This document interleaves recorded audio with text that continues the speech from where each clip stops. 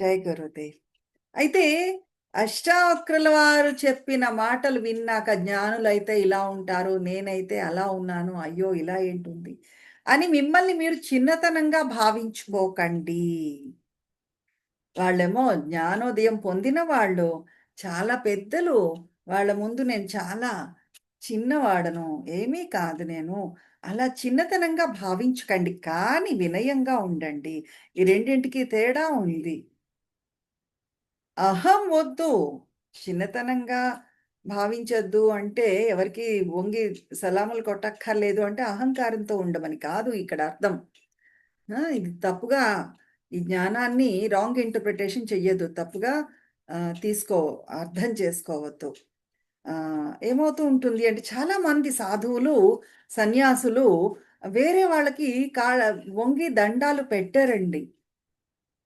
కాళ్ళకి దండం పెట్టడం అనేది తప్పు కింద భావిస్తారు. శంకరాచార్యులకి మాత్రమే కాళ్ళకి దండం పెడతారు. చాలా తప్పుగా అర్థం చేసుకుంటున్నారు ఈ జ్ఞానాన్ని. అహంకారంతో బిగదీసుకుపోమ్మని కాదు దీని అర్థము. కొంతమందయితే ఆ శంకరాచార్యుల వారికి కూడా కొన్ని గ్రూప్స్ వాళ్ళు శంకరాచార్యుల వాళ్ళకి కూడా దండాలు పెట్టరు. ఆ! ఈ కాళ్ళకి దండం పెట్టడము అంటే ఏదో బాడీని మాత్రం శరీరాన్ని మాత్రమే ఉంచడం కాదండి. ఆ మనసుని కూడా, చైతన్యాన్ని కూడా లోపల నుంచి రావాలి. ఎదుటి వాళ్ళకి దండం పెట్టడము కాళ్ళకి అనేది లోపల నుంచి జరిగే ప్రాసెస్ ఒకటి. హాలో అండ్ ఎంప్టీ లోపల ఖాళీ. నేనేమి కాదు, నథింగ్ అన్న భావనలోంచి రావాల్సిందది. పూర్తి ప్రేమలోంచి రావాలి. ఒక చైతన్యం ప్రవహిస్తున్నట్లుగా. ఒకే దివ్యత్వం అంతటా ఉంది. అందరిలోని ఉంది. నీలోని ఉన్నది అదే, నాలోని ఉన్నది అదే అనే గుర్తించడం ఉంది చూసారు. అది కాళ్ళకి దండం పెట్టడము అంటే ఏదో బాడీ వంచడం కాదు. అది అత్యంత ఉన్నతమైన జ్ఞానము. అష్టావక్ర గురించి మాట్లాడడానికి కూడా భయపడిపోతూ ఉంటారు కొంతమంది. కానీ అష్టావక్రుల వారు ఏం చేస్తున్నారు? అంతా విప్పి అర్థం బోధపరిచేస్తున్నారు. ఎందుకు? అతనికి కావాల్సిందంతా ఒక్కటే. భక్తులు ఎవరైతే ఉన్నారో వాళ్ళు ఎదగాలి. ఆ దివ్యత్వంలోకి ఎదగాలి. అదొక్కటే అష్టావక్రుల వారికి కావాల్సింది. అందుకే ఉన్నదంతా జ్ఞానాన్ని ఇచ్చేస్తున్నారు. అందరూ ఏమంటారు? "నువ్వు నన్ను నమ్ము, నేను చెప్పినట్లు విను." నాకు మాత్రమే నువ్వు సమర్పణతో ఉండు. భర్త అంటాడు భార్యని, "నువ్వు నన్ను నమ్ము, నాతోనే ఉండు. నన్ను మాత్రమే నమ్ము, నాకు మాత్రమే సమర్పణలో ఉండు" అంటాడు. భార్య అంటుంది, "ఇంకొక్కరి వైపు కన్నెత్తి చూడడానికి వీల్లేదు" అంటుంది. కృష్ణుడు కూడా అదే జెప్పాడు. "మామేకం శరణం వ్రజ" అని చెప్పాడు కృష్ణ భగవానుడు. అయితే ఆ భార్యాభర్తలు చెప్పింది ఉంది చూసారు. నన్ను తప్ప వేరే వాళ్ళని చూడొద్దు అని భార్యాభర్తల మాటలకి, కృష్ణుడు చెప్పిన దానికి కూడా చాలా తేడా ఉంది. మాటలు అవే కావచ్చు. కానీ ఉద్దేశాలు వేరు. కృష్ణుడు ఇంతమంది భక్తుల్ని తన ఫాలోయర్స్‌ని చేసుకోవడం కాదు. అతనికి కావాల్సిందేంటి? అసలు సిసలైన గురువు ఏం చేస్తాడో, ఎక్కువ మంది ఫాలోయర్స్‌ని తయారు చేసుకుందుకు కాదు. మామేకం శరణం వ్రజ అనన్నది. కన్సర్న్ ఏమి? ఆ భక్తుడి తాలూకు, ఫ్రెండ్ తాలూకు, ఎదుటి వాళ్ళ తాలూకు ఎదుగుదల కావాలి కాబట్టి అలా చెప్తున్నారు. మనసు అటు ఇటు పరుగులెడుతూ ఉంటుంది. ఎక్కడ ఏముందా అని వెతుకులాడుతూ ఉంటుంది. ఆ మనసుని అరెస్ట్ చేసి స్థిరంగా నిలపడం అనేది కావాలి. స్థిరంగా నిలపడనప్పుడు ఏమవుతుంది? తనలో తాను ఎస్టాబ్లిష్ అవుతుంది. అది అక్కడ కృష్ణుడికి కావాల్సింది. ఈ మనసు గుడ్డిదండి. అక్కడ, ఇక్కడ ఏదో వెతుకుతూనే ఉంటుంది. తనలో తాను లోపలికి వెళ్ళి హాయిగా స్థిరంగా, సుస్థిరంగా నిలకడగా ఉండడం అనేది అవసరము. ఆ ఆత్మలో మనసు ఏకమైపోవడం అనేది చాలా చాలా అవసరము. కళ్ళు తెరవాలి ఆత్మలో. అందుకు కృష్ణుడన్నాడు, "నాకు మాత్రమే నువ్వు శరణు పొందాలి. మామేకం శరణం వ్రజ" అని చెప్పాడు కృష్ణ భగవానుడు. ఒక్క హాలో అని ఎంప్టీ ఉండే మనిషి మాత్రమే ఈ మాట చెప్పగలరు. ఖాళీగా గుల్లగా నేనేమీ కాదు అని అని జ్ఞానోదయం పొందిన వాళ్ళు మాత్రమే చెప్పగలరు. లేదు అంటే అది తప్పుగా అర్థం చేసుకుంటారు. చూడండి, బుద్ధుడు నాకు నాకు మాత్రమే నువ్వు శరణాగతి పొందు అని అనలా. జ్ఞానికి సమర్పణ చెయ్యి, శరణు పొందు అని చెప్పన్నాడు. బుద్ధం శరణం గచ్ఛామి. ఆ తర్వాత ఏం చెప్పాడు? సాధకులు ఎవరైతే ఉన్నారో అటువంటి గుంపుకి నువ్వు శరణు పొందు. సంఘం శరణం గచ్ఛామి. సంఘానికి, సాధకుల సంఘానిని శరణం వేడు అన్నాడు. ముందు జ్ఞానికి బుద్ధం శరణం గచ్ఛామి, జ్ఞానులకి శరణు గోరు అన్నాడు. ఆ తర్వాత ఏం చెప్పాడు? ఒకవేళ అది కాకపోతే సంఘం శరణం గచ్ఛామి, సాధకులు ఎవరైతే ఉన్నారో ఆ సంఘానికి నువ్వు శరణు తీసుకో అన్నాడు. ఆ తర్వాత ధమ్మం శరణం గచ్ఛామి, ధర్మం ఏదైతే ఉందో, మతం ఏదైతే ఉందో దాన్ని శరణు కోరు అని చెప్పాడు. ఎందుకు?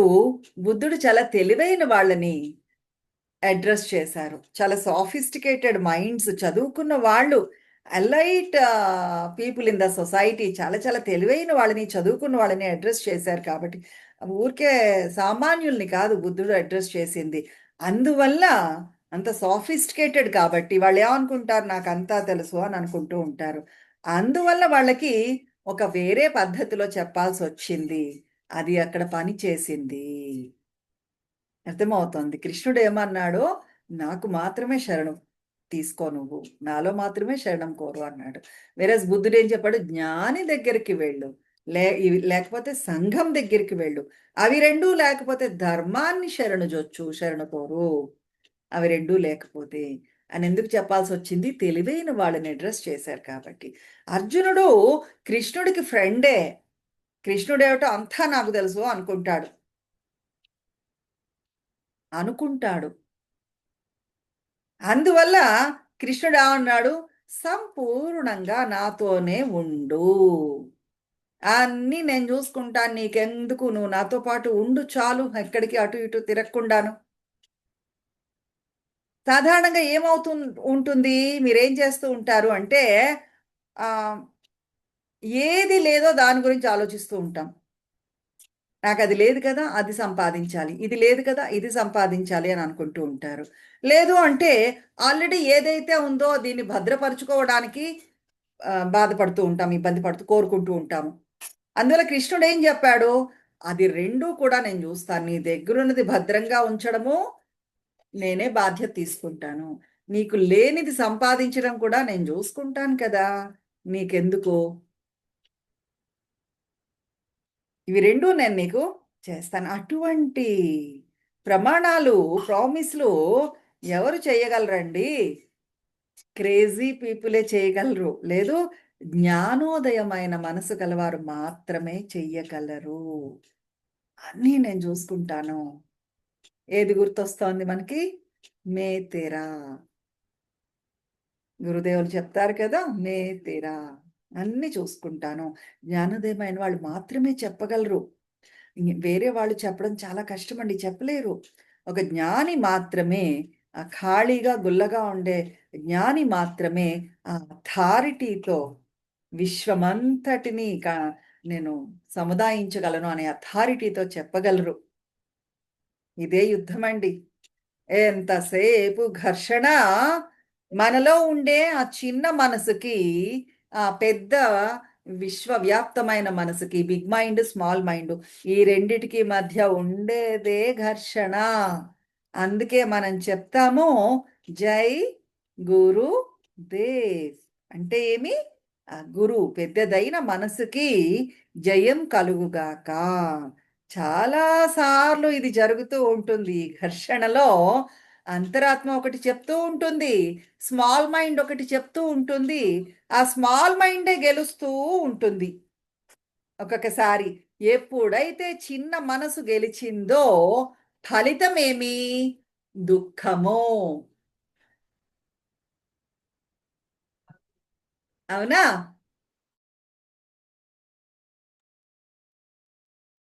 చిన్న మనసు గెలిస్తే వచ్చేది ఏమండి? దుఃఖమే. మీ దగ్గర చిన్న మనసు ఉంది, మీ లోపల పెద్ద మనసు కూడా ఉంది. ఎలాంటిది అంటే దీన్ని మనం అర్థం చేసుకోవడానికి, తల్లి పిల్లాడు ఉన్నారనుకుందాం, ఒక స్టోర్స్కి వెళ్ళారు. చిన్న పిల్లాడు తల్లిని అది కావాలి ఇది కావాలని అడుగుతూ ఉంటాడు. ఒక్కొక్కసారి తల్లి ఒప్పుకుంటుంది, పిల్లాడు రెండో మూడో చాక్లెట్లు తినడాన్ని ఒప్పుకుంటుంది. ఇంకా తిన్నాక మళ్ళీ ఇంకో చాక్లెట్ అడుగుతాడు. వద్దమ్మా, దగ్గొస్తుంది, పళ్ళు పుచ్చిపోతాయి, జలుబు చేస్తుంది, వద్దు అని చెప్తుంది. అయినా వినడు, మొండికేస్తాడు. ఇంకా భరించలేక తల్లి ఒక్కొక్కసారి ఏం చేస్తుంది, చాలా అల్లరి పెడుతున్నాడు పిల్లాడు అని, సరే వదిలేస్తుంది, తినే అని చెప్పి.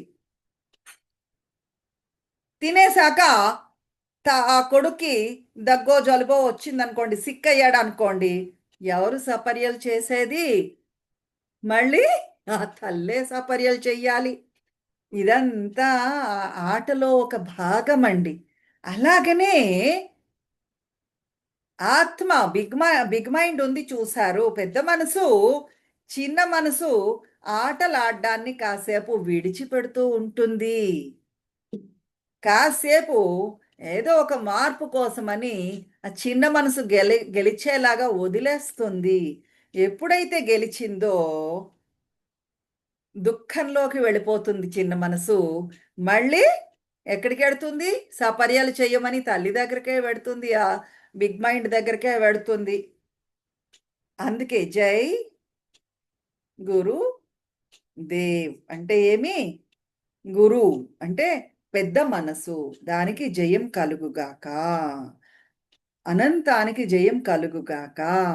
అనంతం గెలవాలి, పెద్ద మనసు గెలవాలి అని మనకి మళ్ళీ మళ్ళీ గుర్తుంచుకోవడానికి, గుర్తు చేసుకోవడానికి జై గురుదేవ్.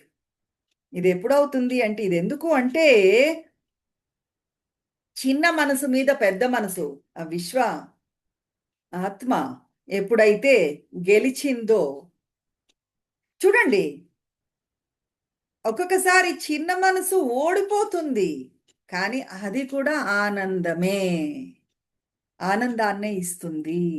ఒక్కసారి వెనక్కి తిరిగి చూసుకోండి, ఎప్పుడైనా లైఫ్లో మీరు మీ చిన్న మనసు ఓడిపోయిన సందర్భాలు ఉన్నాయా లేదా? కానీ ఆ ఫెయిల్యూర్స్ కూడా మీకు మంచే చేస్తాయి. మీరు ఎదిగేటట్టు, మీ ఎదుగుదలకి ఉపయోగపడతాయి ఆ ఫెయిల్యూర్స్, మిమ్మల్ని ఇంకా స్ట్రాంగ్గా చేస్తాయి. అవునా? జై గురుదేవ్. వాసన ఏవ సంసార ఇది సర్వ విముచ్యతే. తత్ త్యాగో వాసనా త్యాగాత్ స్థితిరాత్య యథా తథా. నీ ప్రపంచం ఏంటి, ఇది ఎంత పెద్దది, ఇదంతా రేపు మనం మాట్లాడతాం. సరేనా? జై గురుదేవ్.